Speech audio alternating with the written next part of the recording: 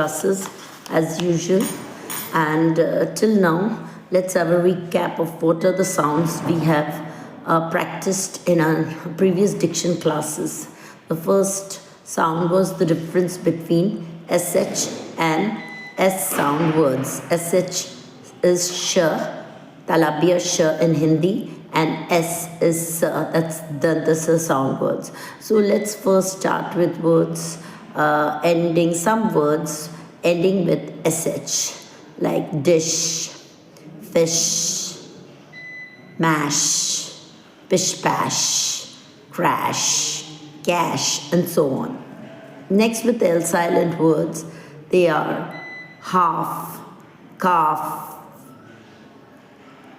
halves, calves, talk, walk, chalk, folk, so on. H silent words are honest, honor, aghast, echo, and anchor. These are some of the words that have H silent. We do not pronounce the sound H. But today, the new topic that I have come with is CL sound words. Now, the sound of C is C says K and L says L. So we should not overlap the sounds. We have to be very fast and make them together. Like C. Why I have taken the CL sound? The reason is most people are using it in a very long way, and the meaning also changes. So let's take some words with CL, like clock. It is said by a portion of the population or the mass as clock, and clever as clever. Then cluster as cluster, class as class, and clay as clay.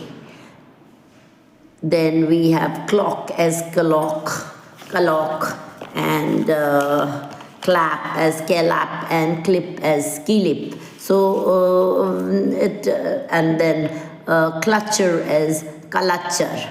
Now let's practice these words. C and L, the sounds will come very fast, one after another.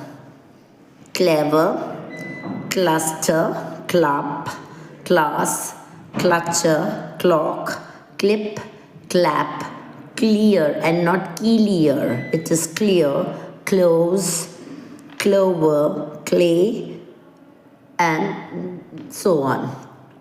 Now, if I say clutcher is something that the ladies use to put it on their hair to keep the hair tight and not scatter. But if you say culture, then it becomes, the meaning might be confused as culture. The meaning of culture is entirely different from the meaning of clutcher. Culture is the tradition.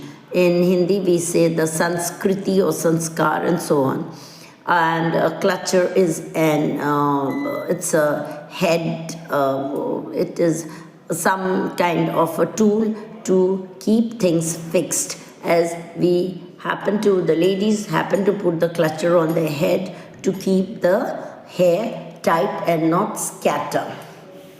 So these are the words, and again you have these joining words, like joining sounds like P and R. P says P and R says R. So it has to be pr, and many of them usually when they are in a hurry, they pronounce it as pr, like person, and the word from person has come personal, and not personal, and not person. So it is person and personal. It is present. It is present, from the word present. The word present has come. So we must be clear in pronouncing our words very appropriately or else it might make some kind of a different meaning. Pretend, prayed, perceive, pertain, all these are some of the words that have their spellings with P-E-R. But with P-R, you have pretty, pretend, prayers, and so on. And thank you. So next time in the board, a list of words will come up which you will see and practice in your leisure hours and try to perfect your diction. And you must also remember what is diction. Diction is the word derived from dictionary, from where we find words and also find how to pronounce it correctly. The pronunciation has to be correctly done. And why is diction classes so important? We also must know because of the demography. Demography, as I told you, has been defined as a particular area where the people share the where the people have shared the common characteristics or features of food, dialect, and clothing and costumes and so on.